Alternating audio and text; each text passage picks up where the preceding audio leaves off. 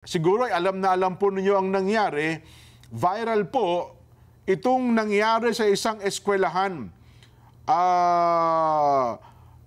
Ano to?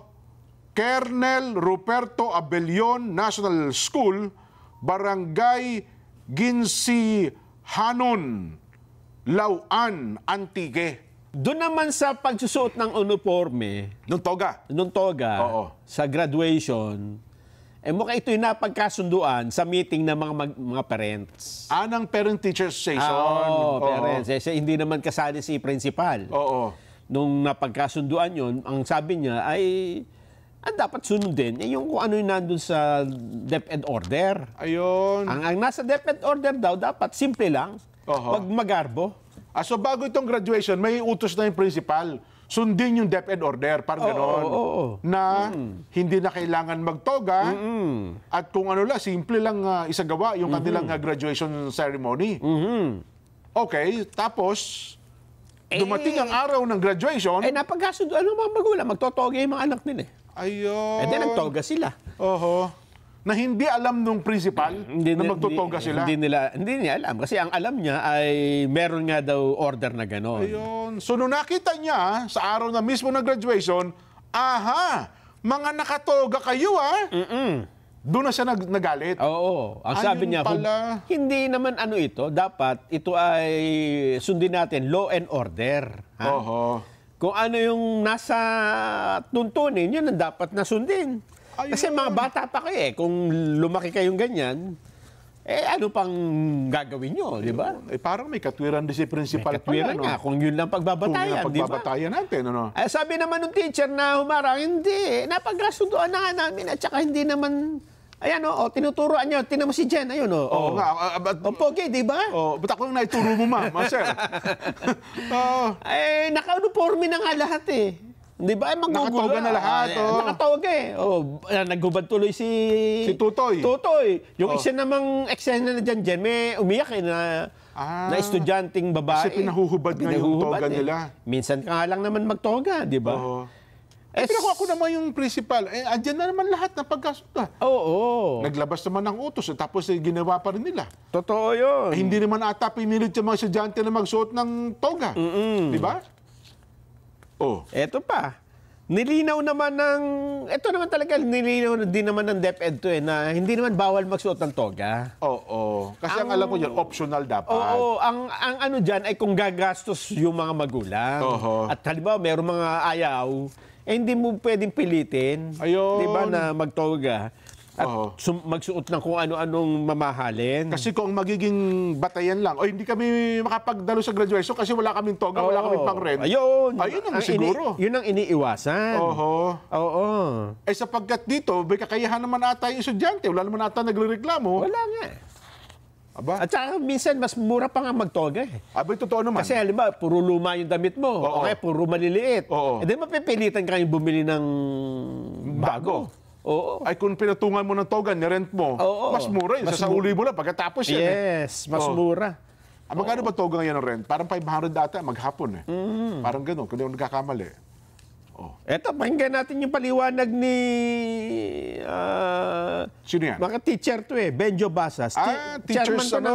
Teachers Dignity Coalition. Sige nga, pakinggan nga natin sa panig ng mga teacher.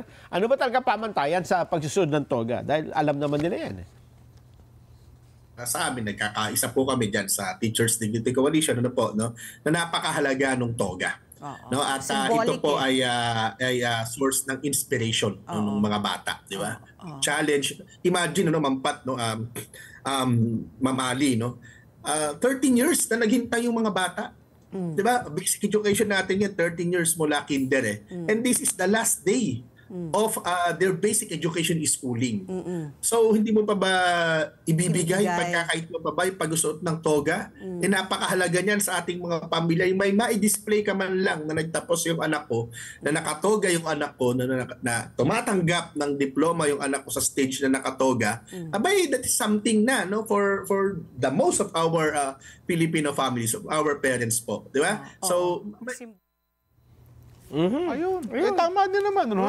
Ang iba nga dyan, kahit hindi nakasama sa yung graduate, yung Sa marcha. sa marcha, Oo. magpapapicture lang ng katogan para makita siya nakagraduate. Oo, importante. Diba? Oo. Eto, kaya lang sabi nung principal, hindi, rule tayo eh. Ha? Rule ang pag-usapan natin. Bawal ang toga, sabi niya. Ha? Sabi pa nga niya, pag hindi kayo sumunod, tatawag ako ng pulis. Yun nga, tatawag pa rin siya ng pulis. Tatawag siya ng pulis. Oo. Sabi niya, aangal kayo? Ba? Umangal yung isang estudyante. Oo. Tumayo. Oo. Minura siya nung estudyante. Gano'n. Oo. Sabi isa kasi Ilonggo, ano, mag-angal ka mo? kaso malambing. Kaso itong si principal hindi malambing magsalita. Gano'n. Oo, talagang matigas. Wala bang audio yon? May audio ba sa iba yan? O Meron yan, may audio yan. Ganun ba? Pero pakinggan nga natin. Dahil itong mga teacher naman, alam nyo naman eh. Oo. Alam nyo naman kung bawal o hindi magtoga. Bakit nyo ba pinagsuot pa ng toga? Pakinggan nga uli natin si Benjo. Ano ba talaga? Bawal nga ba magtoga? Policy-wise po, walang pinagbabawal. No? Walang kumbaga, explicit na rule. Ang Department of Education ay pinagbabawal ang toga. Okay. In fact, pwede nga. No? In fact, isa ito sa mga options. Di ba?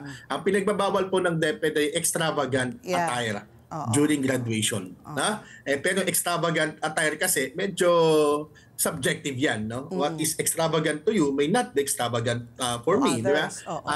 Yun. Kaya nga yung toga, equalizer ito para sa tingin namin, no? Kung ang issue dito ay economics, kung ang issue dito ay finances, di ba?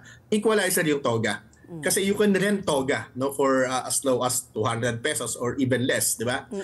Pero kapag pinagsuot kayo ng casual, halimbawa, medyo struggle yan, no, doon sa ibang mga pamilya, no? Ang Ayun. Oho. At saka alam ko may paliwanag na rin ng DepEd dito na talagang yung pagtutoga, optional, Nelson, hindi po isang tawag doon na required na hindi magtoga. At hindi rin required na walang toga. Ayun. Diba? Depende nga sa sitwasyon. Ang totoo nga rin, sabi nga ng Ginoong Basas mas gusto nga nila nakatoga Di ba? Para pare-parehas ang kasuotan nila. Kaya dun sa sitwasyon na yon Jen, na lahat ay nakatoga, hindi tama na wag mo ipagamit. Hindi. Nakatoga na. Paghuhubarin mo pa ba yun? Lalong pangit, di ba? Lalo tuloy hindi naging maayos. Sa tingin ko, baka hindi nakainom ng pang-high blood si principal. Kaya biglang umitang ulo, kaya mataas ang blood sugar siguro dito. At palagay ko, Jen, kaya ganun ang kanyang naging pag-uugali. Dahil nga may lamat na yung relationship Dati nang hindi maganda. Sabihin, dati na siyang principal doon na nung nireklamo, hindi naman so meron na silang gap? Meron na. Yung mga teacher, yung mga magulang at si principal. May nilabas na bang statement ang DepEd tungkol dito? Mukhang ang regional office lang ata na may sabi. Regional pa lang. Na iniimbestigahan po nila ang pangyayaring ito at ito pala. Iimbestigahan daw po, nabanggit na sabi ko, yun hong pangyayaring ito at kayo na po, kinokontak nga natin yung mga teacher doon sa nabanggit na para lang pakiusap nila, hintayin na raw natin ang magiging resulta ng kanilang investigasyon. Tama.